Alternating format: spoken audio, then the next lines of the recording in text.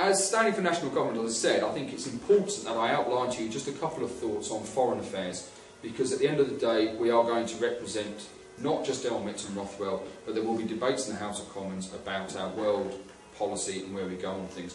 So I think it's important that I just outline to you a couple of areas, and starting with Iran. Let me emphasise to you immediately that I am totally opposed to any military action against Iran. I don't believe that that would solve one problem whatsoever. I'll come on to Iraq in a minute and the problems which have arisen from that. But in terms of Iran, we've seen a couple of interesting things later. I actually thought that President Ahmadinejad would be defeated in these elections. His party were defeated heavily in local elections. I don't believe, perhaps, that the ballot was rigged. I think that when you take into account where some of the votes came in, it is only a 70 million population, that he had enough votes coming in from other areas to overcome, and it was just really the more metropolitan areas which couldn't understand why he won. However, look at the reaction of the Ayatollahs. It's been one about looking at real chance that their regime may fail because of the action which was on the streets, and that's panicked them. And that's why they're having these show trials now. Now, it's a different debate about the human rights and the freedom of theocracy in Iran, where we go. But I think it raises this interesting point. Under President Bush, they were saying that they were threatening action against Iran because of the construction of nuclear weapons. And Iran have said that they feel Israel should be wiped off the map, and everybody feel that they would drop this nuclear bomb on Israel.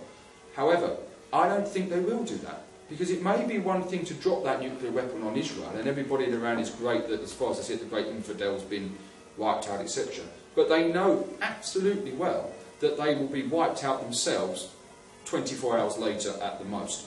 And therefore the regime would fall. And I don't think that the regime is going to precipitate action which would allow that to happen. So the fact of getting ourselves into another war in the Middle East, which quite frankly would be the real Third World War and would bring the whole of the Arab nation to war with the West, if you will, I am totally and utterly opposed to. We have to be politicians, we have to act in diplomacy, and we have to work behind the scenes to a certain extent in making these things work. Now, the Iraq War. Would I have voted to go to war in Iraq in 2003 if I was your MP? Yes, I would. Why would I have done that? Because I would have believed the evidence put before us at the time. Would I have voted for it now? No, I wouldn't, but hindsight is a wonderful thing. However, the one argument I always made at the time, and one argument which I'll stick by now, is that I would have stood up in the House of Commons and said, what is the plan when Saddam Hussein goes from power?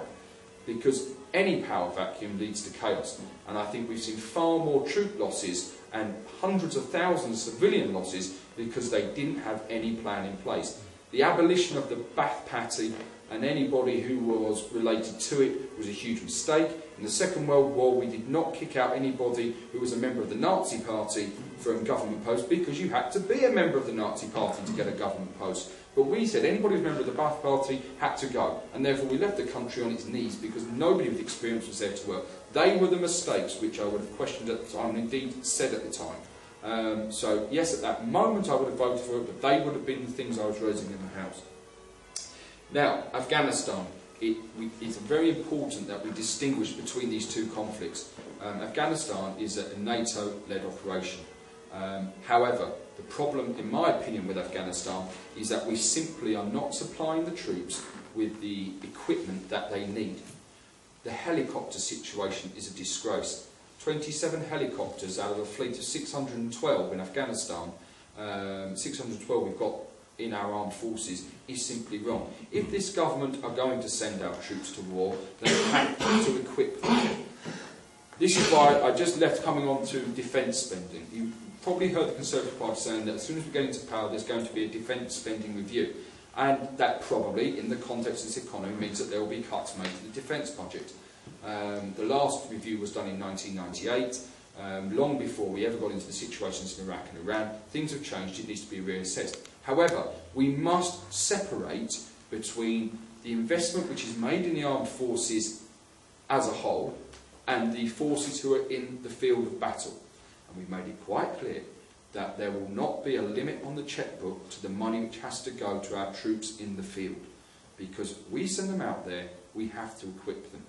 And the argument, and I was livid about this, The argument which said that helicopters wouldn't have saved the 8 lives during the surge, well, probably right, it was a surge, but almost 200 troops have been killed now. 3 more troops have been killed today, on the same day that 4 troops came back to Woodland Bassett, okay? Because they're exposed, because they're travelling by road, and we haven't given them the Land Rovers that they need. If we send them to war, we have to give them the equipment. And that's a clear distinction I want to impress on you tonight, is that a defence spending review will not affect the money which goes to the frontline troops.